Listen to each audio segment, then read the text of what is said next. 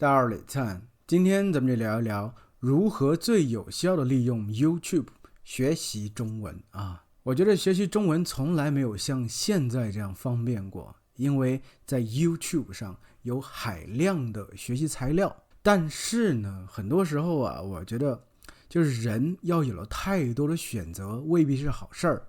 就是比如在以前的话，我们很难得才能搞到一本中文的教科书，很难得才能搞到一卷中文学习的语言材料，对不对？一个磁带吧，对不对？我们可能会反反复复的听啊，反反复复的去学，可能在那样的状态下，反倒于我们是最有利的。因为中国古人曾经说过呀，就是书读百遍，其义自现。其实也是在那个物资比较匮乏的年代，知识也是比较贵的，就是知识的获取也是比较贵的。所以在古人看来，一本书可能需要反反复复的去读，真的读了特别多遍之后，才能真正有所得，而不是像那种走马观花一样啊，看过了就忘记了，对不对？其实这一点大家有没有突然心里一颤？难道是在说我吗？走马观花？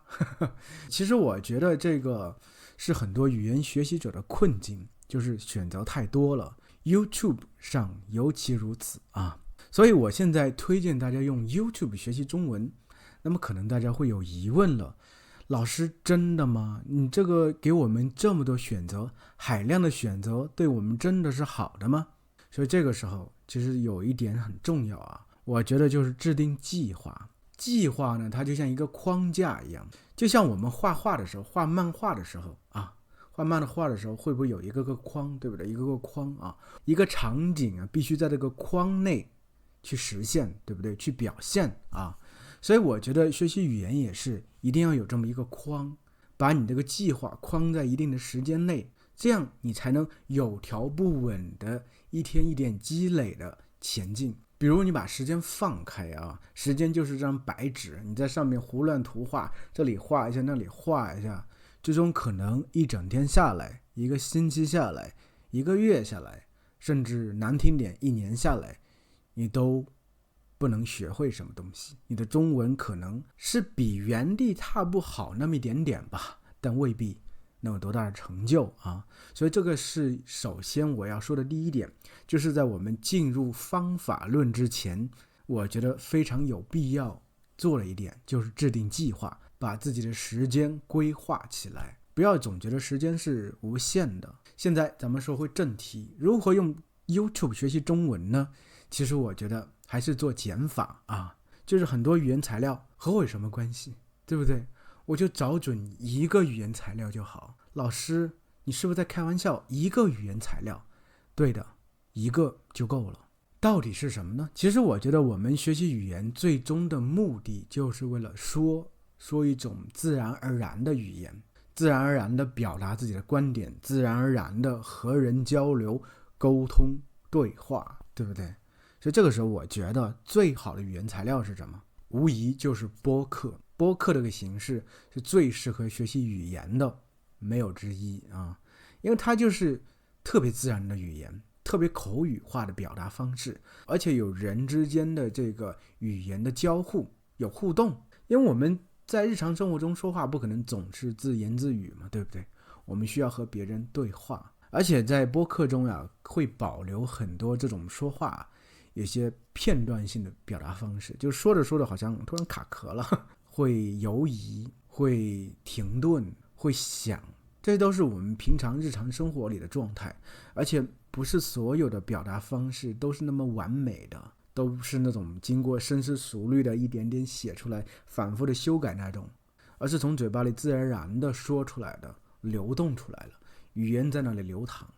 我们就可以像一个会游泳的人躺在的流淌的语言的河里头，可以自由自在的畅泳。那么有没有什么频道推荐呢？那当然了，大叔中文有什么好说的？就是我和茶叔笨叔做的这个播客频道啊，我们的目的就是给大家提供这种自然的、纯粹的、地道的中文。其实很多人会觉得啊，学习语言呢，我应该找一个老师呀，找老师没有错，你可以去练习，对不对？但是有时候真的不要高估老师能给你提供的帮助。而且你想想看，你这个老师你并不是每天都在和你说话，大多数这个课的形式就是1周1次，1对1还好啊，1个小时，但是可能老师要说，咱们说的保守估计吧，20分钟，你40分钟，一个星期就说40分钟啊，这40分钟可能断断续续的啊，想来想去的，也没有那么的有效率，对不对？假如你参加的是一个小班课，那时间再次被切割啊，那么一个星期真的有那么多的作用吗？未必，对不对？所以其实我让大家听播客的原因，就是让大家去真正的先输入正确的中文，大家不要害怕，总觉得哎呀，我都没有老师给我纠正，我说错了怎么办？怎么办？多听呀，多输入足够多的正确的中文的表达方式，你习惯了，等到你输出的时候，你自然是正确的。因为我们也知道，我们不可能指望的老师会改正你的每一个语法错误，因为在说话的时候，特别是你已经到中级的水平以上，老师要不断的打断你说话，哎，说你这个地方说错了，我们改一下，你可能也会很不舒服吧，对不对？你的积极性也会受挫，对不对？你的学习语言的这个热情也会消减，对不对？我们老师也会害怕，对不对？其实以上说的还是第一层，我觉得第一层很关键，但最关键还是第二层。语言是干什么用的？嘴巴说的，所以最关键还是输出啊。这个点啊，我觉得非常多的同学们都知道，我几乎所有同学们都知道，但是就是不好实现。为什么？难。而且这明显是在很多学生的舒适圈之外的，我们需要走到这个舒适圈的边缘去做这么一个事情啊，太难了。人的习惯嘛，就是避难趋易，对不对？那我可能就绕着这个问题走，我不想输出啊。我虽然内心知道输出非常重要，但是我做不到，那怎么办？我给自己加强输入的时间，我让自己心安理得。你看，我有这么多输入啊，我真的学习了，我付出了努力，付出了辛苦，对不对？我肯定能学成的。你说什么？输出？我没听到，我听不到。对，这是大多数人的心态，对不对？但是学习语言就是痛苦的，就是难的，轻轻松松肯定是学不成的。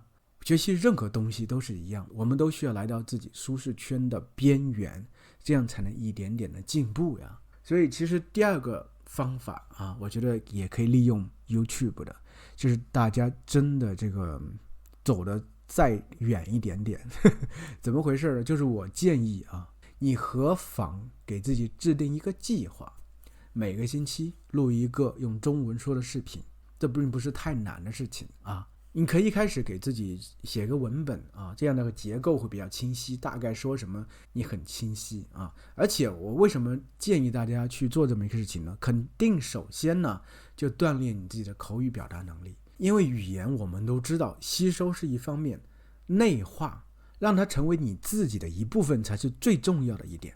如果你不去用它，如果你不输出，它是永远不会成为你的一部分的，它永远是你的陌生人、陌生语言。所以我们这个时候真的需要去考虑一下用什么方法。我觉得这个其实会呼应了我一开始说的这种计划的东西。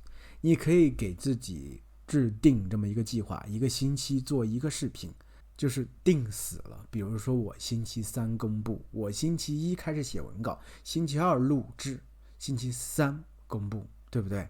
其实每个视频就是你一开始可以短点吧，5-6分钟啊，费不了太多事儿啊，说一说。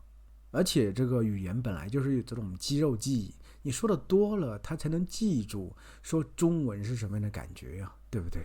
而且在 YouTube 上发布有这么一个优点啊，就是你假如说的话题很有趣，你甚至能吸引说中文的母语者，他们看到你视频是会给你点赞留言，成为你的粉丝的。其实我觉得做任何一个事情真的也需要正向的回馈吧，有这种回馈，有这种反馈，其实能带给你内心的满足感，甚至会分泌这个多巴胺啊，让你很开心啊，兴奋啊，做这个事情这个其实也是语言学习的一个动力啊，不是吗？就是我们学习中文为什么？我们要找到动力的，没有动力其实是很难持续的。所以可以像我一样开始做一个 YouTuber， 开始先通过不断的去听播客，然后做一个 YouTuber 输出，给自己的压力不要太大，一个星期一个短短的视频5-6分钟，由简入难啊，持续下去，把这个目标融入日常的生活当中，让它变成像吃饭睡觉一样自然而然的事情，你自然而然就能坚持下来。这个坚持的力量是无穷大的，日积月累啊，到某一天你都会吃惊自己的中文怎么进步这么大。